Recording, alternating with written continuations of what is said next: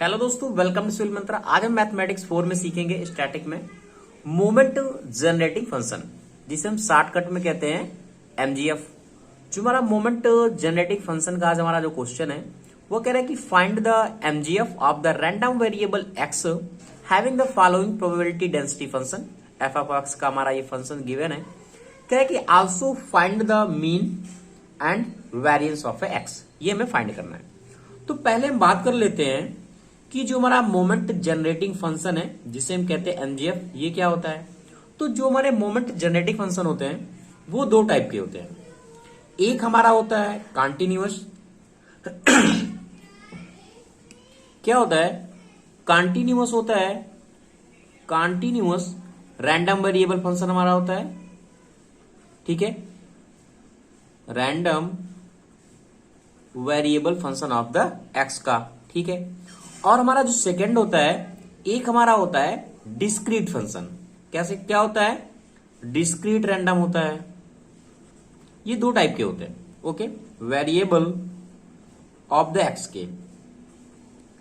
अब देखो, अगर हमें फाइंड करना है रैंडम वेरिएबल के लिए तो जो हमारा फॉर्मूला निकल के आता है जिसे हम डिनोट करते हैं मोमेंट जनरेटिंग फंक्शन को एम एक्स टी, जो हमारा शो करता है एक्सपेक्टेशन ऑफ एक्स ऑफ ई, हमारा जो बनता है वो होता है ई की पावर टी एक्स। ठीक है, और जो हम इसे फाइनली डिनोट करते हैं ए टू बी, हमारा इंटीग्रेशन है, हमारा लिमिट हमारी गिवन होगी ए टू बी की ई की पावर टी एक्स, और हमारा जो फंक्शन होगा F of x D x. Okay, x के रिस्पेक्ट में। यहां पे जो हमारा ए और बी होता है वो इंडिकेट करता है माइनस इन्फिनिटी टू इन्फिनिटी। ठीक है, इतनी बातें समझ में आ गई। किसके लिए, कॉन्टिन्यूअस रैंडम वेरिएबल के लिए। सपोज दैट अगर हमारा फंक्शन क्या है, डिस्क्रीट है, डिस्क्रीट रैंडम वेरिएबल हमारा एक्स के लिए है, तो ये हमारा होता है समेशन ऑफ द ई की power T x and F x. Okay, तो हमें यहां पे फाइंड क्या करना है, कह रहा है कि हमारा रैंडम वेरिएबल फंक्शन है हमारा। ओके, जो हमारा फंक्शन एक कॉन्टिन्यूअस है एमजीएफ का, तो हम ये वाला फॉर्मूला क्या करेंगे, यूज करेंगे। ठीक है, अब यहां पे जो हमारा आरएथ मोमेंट होता है, ठीक है, अगर हम आरएथ मोमेंट की बात करें जो हमें निकालने के लिए अबाउट द ओरिजिन के लिए हमारा जो फॉर्मूला होता है वो क्या होता है, V R equal D R के रिस्पेक्ट में यानी आर टर्म से, और टी के रिस्पेक्ट में एम एक्स, और ये टी, और जहां टी इक्वल टू हम क्या करते हैं, जीरो पुट करते हैं। यानी कहने का मतलब अगर हमें मोमेंट फाइंड करना है अबाउट ओरिजिन के वन टर्म के लिए तो आर इक्वल टू 1 2 3 करके हम क्या कर सकते हैं, फाइंड कर सकते हैं। ओके, अब बात करते हैं हमारा क्वेश्चन क्या कह रहा है, इसको सॉल्व करते हैं। तो यहां पे जो हमारा एम एक्स टी है, मोमेंट जनरेटिंग फंक्शन हमारा जो जनरेट होगा क्या होता है बताया, minus infinity to infinity indicate करता है ये limit, minus infinity to infinity e की पावर क्या बताया फॉर्मूला टी एक्स, ई की पावर टी एक्स, और हमारा जो फंक्शन है एफ ऑफ एक्स किसके रिस्पेक्ट में, एक्स के रिस्पेक्ट में। इतनी बातें आपको समझ में आ गई होगी। अब बात करते हैं स्टेप क्या हमारा क्वेश्चन बनेगा। जो हमारा क्वेश्चन था ये गिवन था, तो मैंने आपको फॉर्मूला क्या बताया था, इन्फिनिटी टू इन्फिनिटी। तो अगर हम देखें हमारा जो फंक्शन ऑलरेडी कह रहा है कि हमारी जो लिमिट यहाँ पे क्या है 0 to 1 है, हमने क्या किया 0 to 1 किया, ई की पावर टी एक्स होता है, ई की पावर टी एक्स। अब इस लिमिट के लिए हमारा जो फंक्शन क्या है, एक्स है, ये हमने लिख दिया एक्स, और ये हमारा हो गया डी एक्स प्लस। ओके, अब क्या कह रहा है कि 1 से 2 है। ठीक है, ये मैंने लिख दिया 1 से 2, ई की पावर टी एक्स, ई की पावर टी एक्स, और यहां पे हमारा फंक्शन क्या है 2 माइनस एक्स, और ये हमारा हो गया डी एक्स। फिर कह रहा है कि ये अदर, यानी क्या बताया था मैंने आपको, माइनस इन्फिनिटी टू इन्फिनिटी बताया था, तो इसको हम क्या लिख सकते हैं, 2 से क्या इन्फिनिटी तक जाएगा, और ये हमारा क्या ई की पावर टी एक्स है, और यहाँ पे हमारा जो एक्स है वो क्या है 0 है, और ये डी एक्स है। यानी ये टर्म तो ऑलरेडी हमारा 0 मिल गया, इसे हमें सॉल्व करने की जरूरत है नहीं। हमें सॉल्व क्या करना है, इन दोनों फंक्शन को सॉल्व करना है। ठीक है, अब देखो यहाँ पे हम क्या कर सकते हैं, एक को फर्स्ट मानेंगे, जो हमारा इंटीग्रेशन ऑफ द पार्ट होता है, रूल होता है, एक को फर्स्ट मान लिया मैंने, एक को सेकंड मान लिया। अब जब फर्स्ट माना तो क्या हो जाएगा, एक्स हो जाएगा, और ई की पावर जो टी एक्स है, अगर इंटीग्रेशन करते हैं तो ई की पावर टी एक्स अपन क्या फाइंड होगा हमें, टी फाइंड होगा, माइनस का साइन माइनस का साइन। अब एक्स का लिए एक्स को फाइंड करेंगे तो क्या आएगा 1 आएगा, ई की पावर टी एक्स को करेंगे तो ई की power T x upon T आएगा, अगेन करेंगे तो ई की पावर टी एक्स अपान टी स्क्वायर आएगा। तो मैंने लिख दिया ई की पावर टी एक्स अपान टी स्क्वायर। ठीक है, आपको ये पता चल गया होगा। ये क्या है 0 to 1 है, प्लस सेम इसको भी सॉल्व करो, क्या है फर्स्ट है इसको सेम हमने रख दिया 2 माइनस एक्स है, ई की पावर टी एक्स का इंटीग्रेशन करेंगे तो क्या आएगा ई की पावर टी एक्स अपान टी आएगा, माइनस अब देखो यहां पे क्या है 2 माइनस एक्स है। अब जब हम करेंगे तो 2 हमारा 0 हो जाएगा और यहां पे हमें क्या मिलेगा -1 मिलेगा, ये -1 मिलेगा। अब अंदर भी माइनस है, इसको हमने कर दिया प्लस। अब ई की पावर टी एक्स को जब हम करेंगे तो क्या होगा 2 बार होगा, ई की पावर टी एक्स अपान टी और ई की पावर टी एक्स अपान टी स्क्वायर। तो ई की पावर टी एक्स अपान हम लिख सकते हैं इसे टी स्क्वायर, और ये हमारा क्या इंडिकेट कर रहा है 1 से 2। इसको क्या करते हैं जो लिमिट हमारी गिवन है उसको पुट करते हैं। अगर हम x इक्वल टू 1 पुट करें तो 1 हो गया, ये 1 यानी ई की पावर टी अपान टी आएगा, ई की पावर टी अपान टी आएगा, माइनस का साइन इसको भी हमने 1 रखा तो ई की power T upon T square आएगा। ठीक है, इतनी बात समझ में आ गई आपको।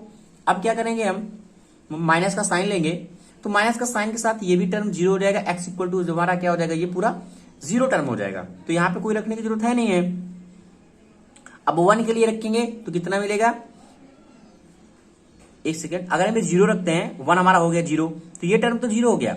अब ये वाला टर्म 0 रखेंगे तो यहाँ पे क्या हो जाएगा 1 हो जाएगा, तो 1 अपान क्या हो जाएगा टी स्क्वायर होगा। ठीक है, यहां तक आपको कोई डाउट नहीं है। ये माइनस का साइन है, माइनस का लगेगा इसलिए हो जाएगा प्लस का साइन।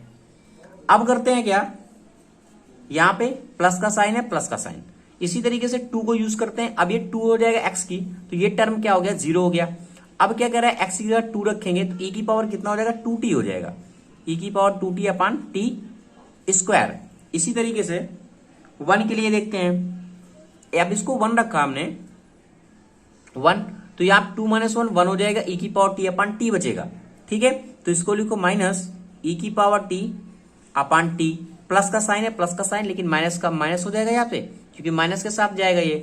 अब क्या कर रहा है ई की power T upon T square हो जाएगा, ई की power T upon T square. यहां तक आपको इजीली समझ में आ गया होगा, ये बेसिक है। अब देखो यहाँ पे कुछ कैंसिल तो नहीं हो रहा, ये वाला पार्ट और ये वाला पार्ट हमारा क्या कैंसिल हो रहा है। अब देखो सब में टी स्क्वायर है, सब में टी स्क्वायर है, जो बचे हुए हैं मैंने क्या किया टी स्क्वायर को कॉमन ले लिया। जब टी स्क्वायर को कॉमन ले लिया, अब देखो यहाँ पे माइनस ई की पावर टी है, यानी माइनस के साइन के साथ आएगा, तो हम इसको सीरियल से लिखते हैं और ई की पावर 2t मिलेगा हमें, तो हम लिख सकते हैं ई की पावर 2t प्लस 1 ये वाला, और ये कितना हो जाएगा -2 के साथ 2 ई की पावर t हो जाएगा। ये क्या है, ये अगर हम देखें तो क्या है स्क्वायर है किसका, ई की पावर t -1 का होल स्क्वायर है। ठीक है, यानी a माइनस बी का होल स्क्वायर है, फॉर्मूला हमारा बन रहा है। और यहाँ पे क्या है ये t स्क्वायर है।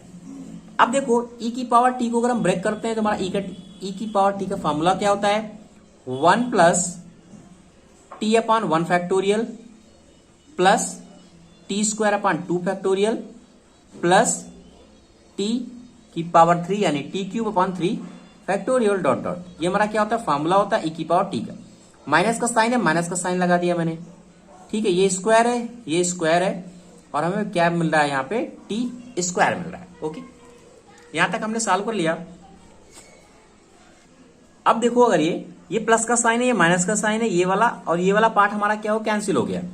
ठीक है, तो हमें यहाँ पे मिला क्या फाइनली, अगर हम देखें तो हमें मिल रहा है यहाँ पे टी स्क्वायर, यहाँ पे क्या मिला हमें t, ये t है, ये हमारा हो गया T square upon 2 factorial plus T cube अपान 3 फैक्टोरियल डॉट डॉट, ये क्या है स्क्वायर है। ओके, इतनी बातें समझ में आ गई होगी आपको। अब देखो अगर हम यहां से देखें एक चीज, ये t अगर हम लेते हैं तो ये t स्क्वायर होगा, ये इसका स्क्वायर करेंगे, इसका सबको अगर हम स्क्वायर करेंगे तो यहाँ पे t स्क्वायर कॉमन आ जाएगा ना, देखो। ठीक है, तो यहाँ पे करो क्या t स्क्वायर को कॉमन ले लो। ठीक है, जब हम t स्क्वायर को यहां से कॉमन लेंगे तो टी हमारा कैंसिल हो जाएगा, यानी कहने का मतलब t स्क्वायर हमने कॉमन ले लिया। जब हम t स्क्वायर कॉमन लेंगे यहाँ पे बचेगा 1, क्या बचेगा 1। ठीक है, अब यहां से कितना बच गया t की पावर 4, अब 2t निकल गया, कितना बचेगा t अपान 2 बचेगा, ये t अपान 2 बच गया। और ये प्लस का साइन टी स्क्वायर अपॉन 6 बचेगा फैक्टोरियल के साथ में, और ये डॉट डॉट इस तरह से स्क्वायर, ये लो मैंने अभी इसको स्क्वायर रहने दिया, यहां से टी स्क्वायर का मान ले लिया, ठीक है, ब्रैकेट से निकालने के लिए। तो और ये पे हमारा टी स्क्वायर था ही, ये तो ये कैंसिल हो गया। अब ये जो हमारा स्क्वायर बन रहा है, अगर हम ध्यान से देखें तो इसे हम क्या लिख सकते हैं, अगर हम इसे इस तरीके से लिखें 1 plus T upon 2 plus T square upon 6 dot dot, इसको स्क्वायर को हम इस तरीके से लिख सकते हैं 1 plus T upon 2 plus T square upon 6 dot dot. Okay, ठीक है, ये बात आपको समझ में आ गई। यहां से हमने टी स्क्वायर ले लिया था, तो अब हम क्या कर रहे हैं, यहां पे स्क्वायर हम तोड़ रहे हैं, क्योंकि स्क्वायर में था इसलिए हमने टी स्क्वायर ले लिया, यहां तो कोई प्रॉब्लम नहीं है, ये 1 हो जाएगा।